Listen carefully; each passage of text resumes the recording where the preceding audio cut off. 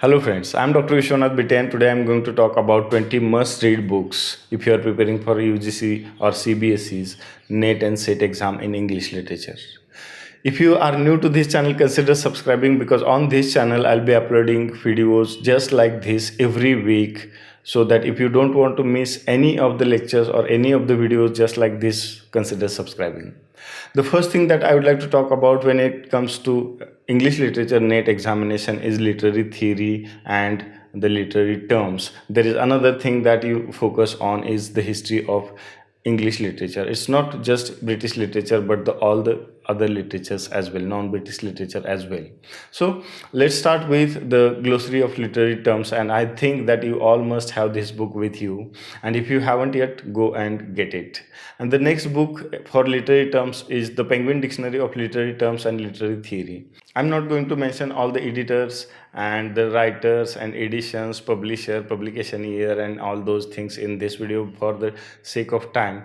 Just go in the description below, click on the link, and you will find all the books listed there with the name of writers and the edition if there is a specific, including a link to Amazon. So if you just go and click on the link, it will take you to Amazon. You just go and check it out, all the details about the book. You can also read reviews about those books, and I think they are pretty much positive. For literary theory, beginning theory is the best book anyone would recommend you, and I am going to recommend you the same book. And the next book I would like to talk about is literary theory and criticism.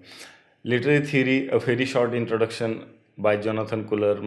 Modern literary criticism and theory, a history. Then the next book is a history of literary criticism and theory from Plato to present. Then let's talk about the history of English literature, especially British literature, because that is the area which is focused in these exams most of the time. The Short History of English Literature is the best book you need to start with. Then the Short History of English Literature is the another book that I would like to recommend.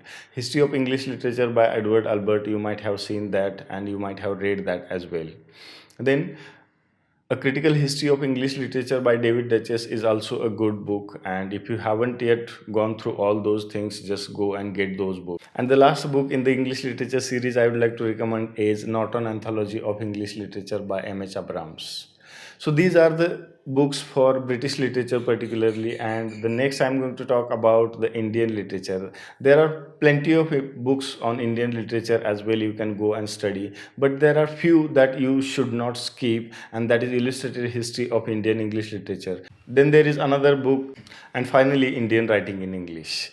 So for non-British literature, I'm going to recommend you a bunch of books, and you need to refer to those books as well. The best way to get the precise information about non-British literature is always refer to Oxford Companion series, because in the Oxford Companion series you will find Oxford Companion to English Literature, Oxford Companion to English Literature, American Literature, Canadian Literature, Indian Literature, African Literature, and there are several others as well. So go and check it out, the companion series, and I just, for the sake of this purpose of 20 books, I'm recommending you Oxford Companion to English Literature, Oxford Companion to African Literature, Oxford Companion to Canadian Literature. And the last two books that I would like to talk about is the History of English Language and the History of English Language Teaching. These two books are also important when you are preparing for NET and SET exams in English literature. As I told you in the previous video, that this is not just the ultimate list. It is always better to read more and more books, but for the sake of time, you can start with these 20 books in the beginning. And finally, question of the day. What do you think are the books which I haven't mentioned in the list but are important?